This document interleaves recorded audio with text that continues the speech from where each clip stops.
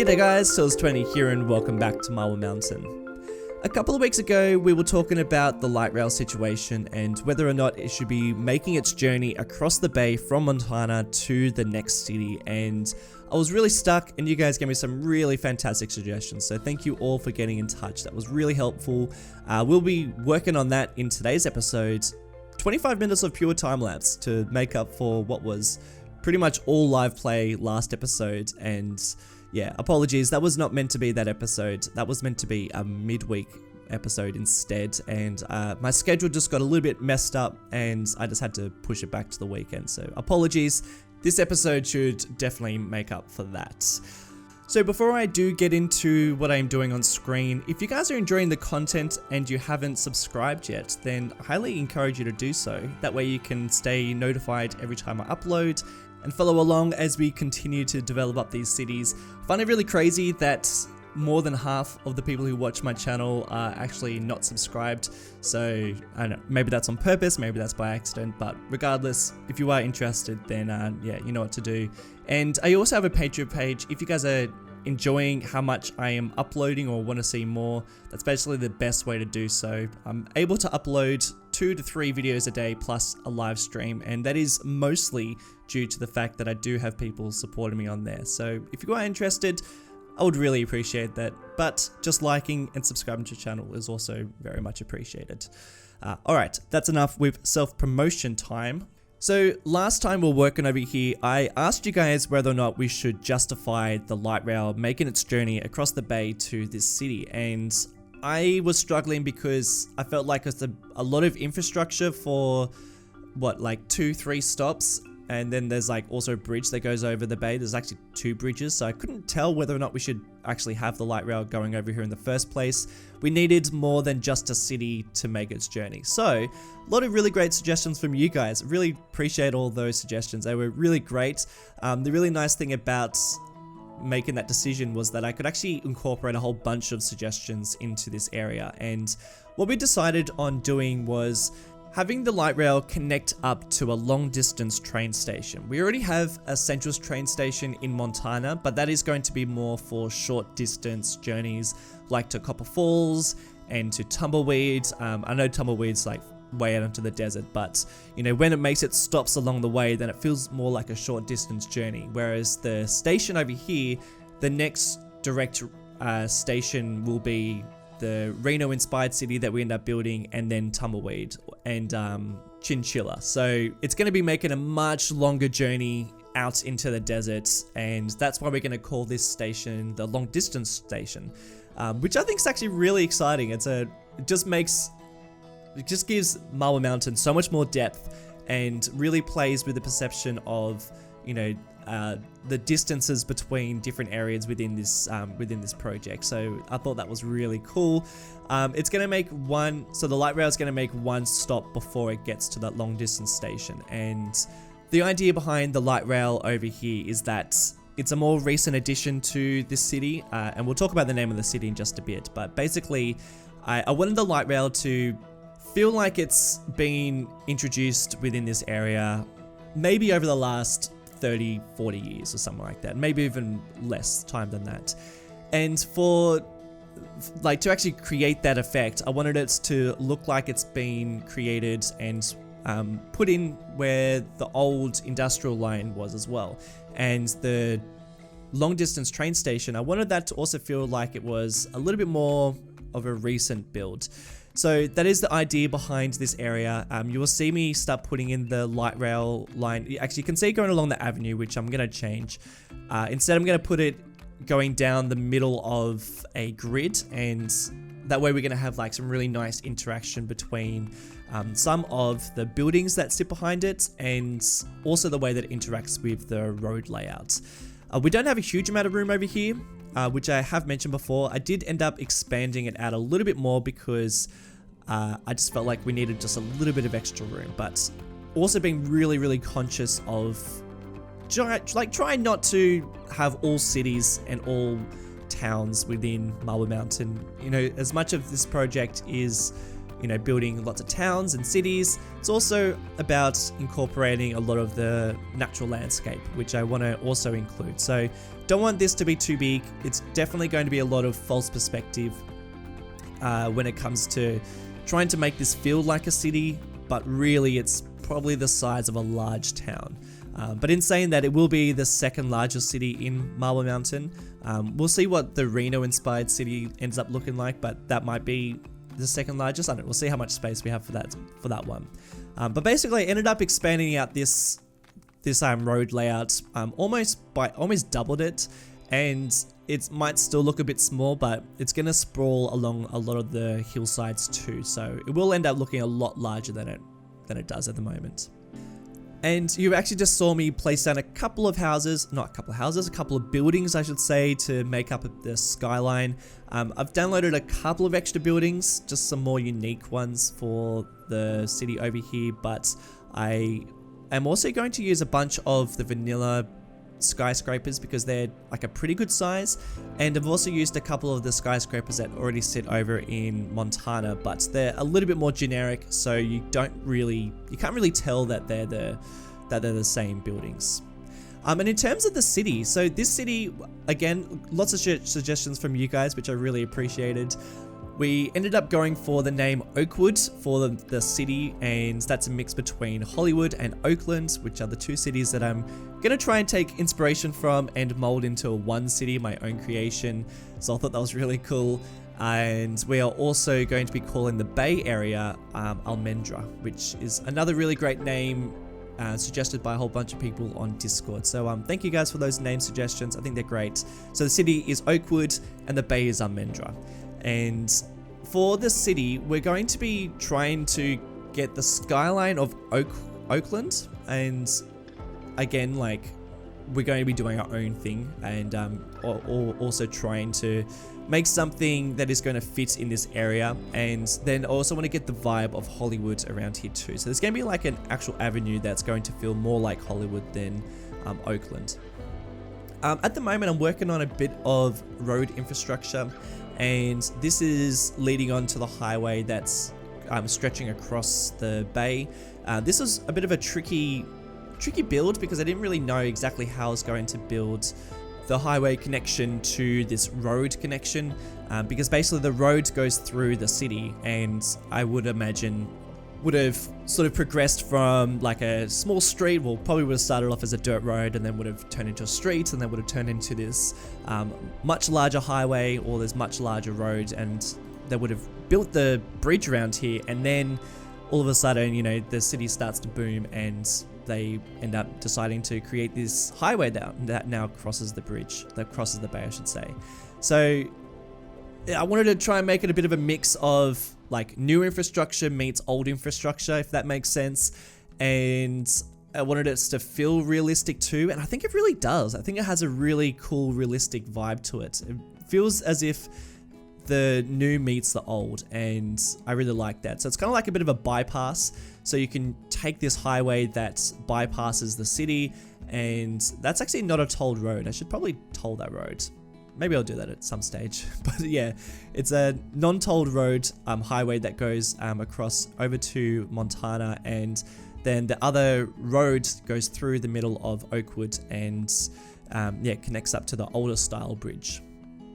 So yeah, this whole area, I mean, it feels real. It feels quite realistic. I'm really quite happy with how I managed to fit in quite a lot of different concepts into what is not a large space, and that is very much the story of Marble Mountain, is trying to work within the style of City Skylines, because everything is scaled very strangely in City Skylines. It's not that realistic.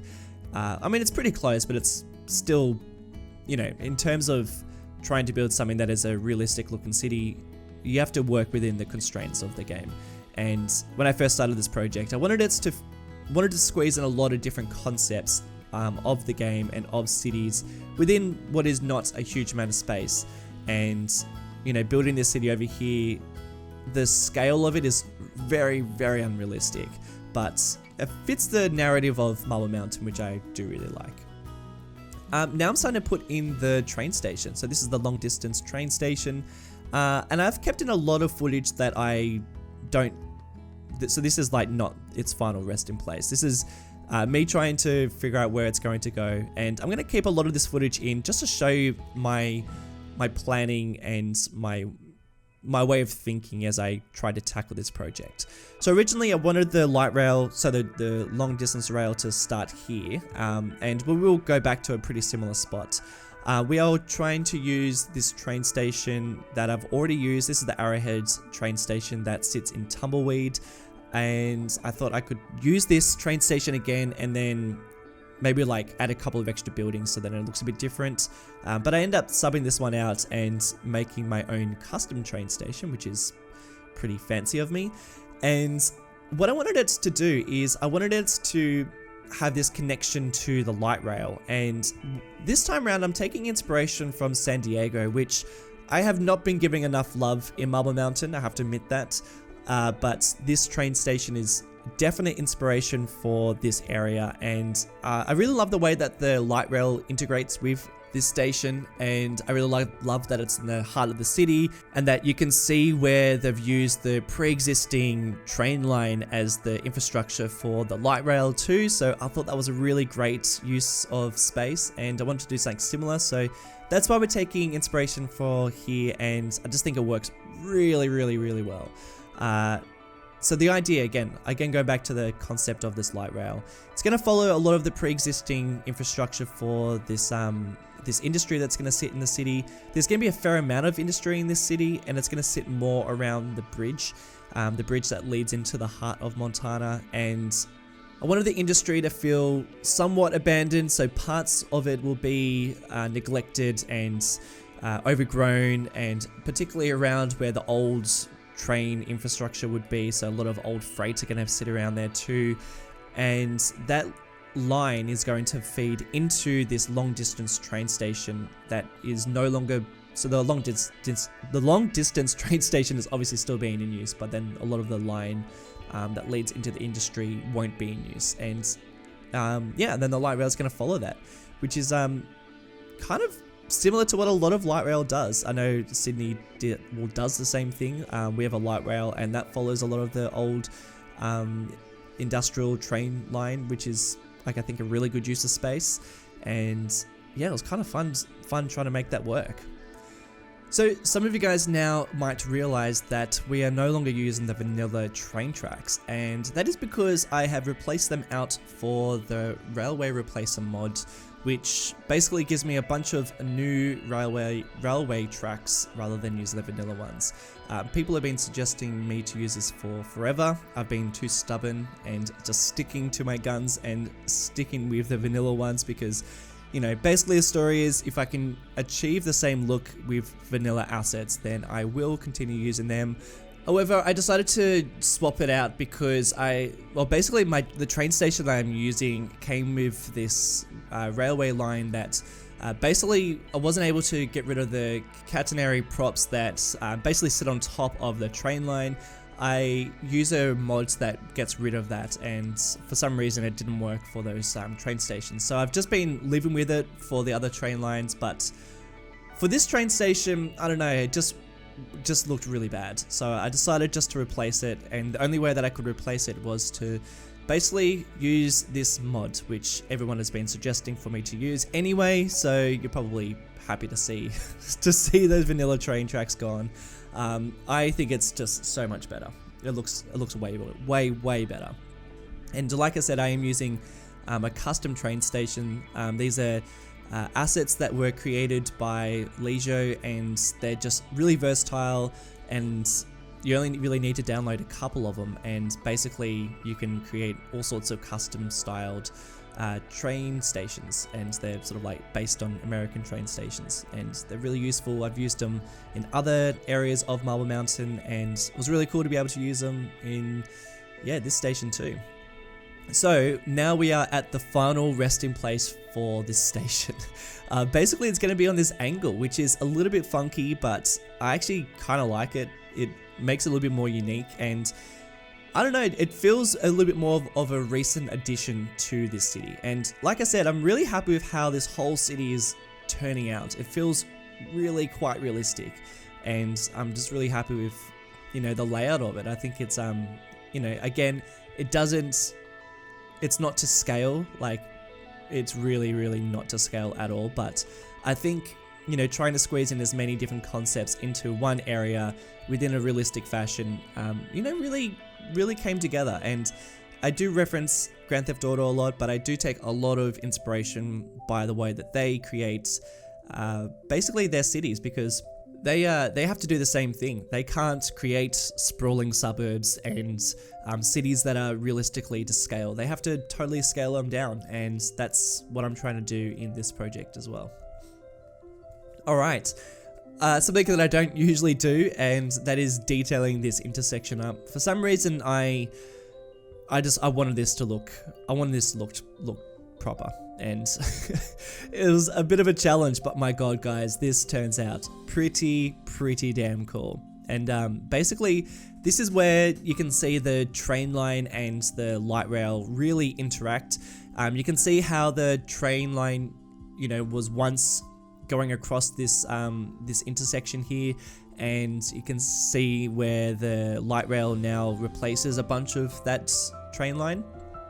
And yeah, I wanted this to be a little bit more custom and a little bit more realistic than my usual intersections that I usually create. I think because it is such a focal point of Marble Mountain, that I thought, you know, we should probably detail this up and make it look somewhat fancy. So what I am trying to do is just trying to get a little bit of line work, and I wanted it to, you know, to show that like the cars knew where to stop at their stop signs, and I also wanted it to look like the rail line was really old and really outdated and somewhat abandoned, but then the light rail was a little bit more modern, and I think it actually has that look to it. The tricky part is that because the train line and the light rail are so close together, I wasn't able to make a proper intersection. Well, I couldn't actually connect up the train line to the road, so instead I had to just drag it on top of it, and then I just sunk it in using Move It really gently into the ground so that just the rail is shown, and it works really well. It works really nicely. Something that I don't like about the tram lines though is the way that they connect up to the roads. I always feel like they, I don't know, look a little bit unrealistic, and they don't really look like a proper train line. So instead, I tried to just detail that up a little bit by sinking in a little bit of these decals. These are basically just the tile decals. They're vanilla tile decals, and I just sunk them in just a little tiny amount. And it made this really cool like tiled effect that is really quite subtle, but it feels sort of old but modern at the same time. I really like it. I'm really happy with how that turned out. And then you'll see me do something super tricky with the train line. I've given up on it at this stage. That's why I've moved on. But yeah, at the very end of this time lapse, I come back and I add in something that I think really makes it. I'm really quite happy with how that turned out. It's quite tricky. So yeah, look forward to that. It's gonna be really cool. For the train station now, we're back to the train station, and we are using Lijo's assets to create a custom train station. Basically with this railway replacement mod, it comes with a couple of train stations that are like just completely blank, and then you just fill in the gaps. And that works really well because that way I can actually position my my custom train station around it, and that works really nicely. Also trying to integrate my light rail too. I wanted it to feel like it was really nicely integrated within the train station. An absolute struggle was that I started to plan it and was like, okay, great, this is looking perfect. This is exactly how I wanted it to look. And then a train turned up and it was way too small. So, you know, that would have been an easy fix if all I had to do was, you know, drag out those nodes. But unfortunately, we got two roads sitting opposite this train station. So yeah, that was really hard to actually squeeze that in. So it's really quite a struggle of a build in this episode, just trying to make sure everything fits into how it should. It was definitely not an easy one to put together, but it did end up working out. And like I said, it's so cool seeing the fact that long distance trains actually stopping here, you know, like this is a proper long distance train station, and I just think it's so cool. And you will see it all come to life at the very end. The cinematics are quite nice because you see everything functioning and working. A couple of extra things that I do off camera in the next episode. The next episode at least you'll see me put together. But yeah, basically you will see it all come to life. See the light rail stop, and people get off the light rail and cross the platform to jump on the long distance, and it's really quite fun. Yeah, so now we have put in those little crossings below just the train line there. So basically people can actually just cross the train line. It's somewhat safe to do so because there's a very infrequent amount of trains coming by, so that it's actually totally fine for people just to be walking across the line. It's also a really great way for people to get over to the light rail. What I did is I just dragged a path so that people can actually use that, and it's really quite cool. The only problem is the platforms are not like totally lined up to the trains, so yeah, you will see people just like when they get off the train, they will just be walking across the track a little bit. So oh well, that's just a bit too bad. Now I'm starting to work on the actual train station. I wanted this to be custom, and I found this really great asset that I was already subscribed to. It was part of the studio pack that I grabbed from the workshop, is I want to have a Total Studios somewhere on this side. If we're doing something based on Hollywood, I think that we need a studio around here. So I grabbed this ages and ages ago, and it came with this pretty cool looking building. It's obviously like a corner building, and I've popped it in a weird corner, but I sort of like the way that it's positioned. It feels more recent, like I mentioned before. This is a bit more of a recent development.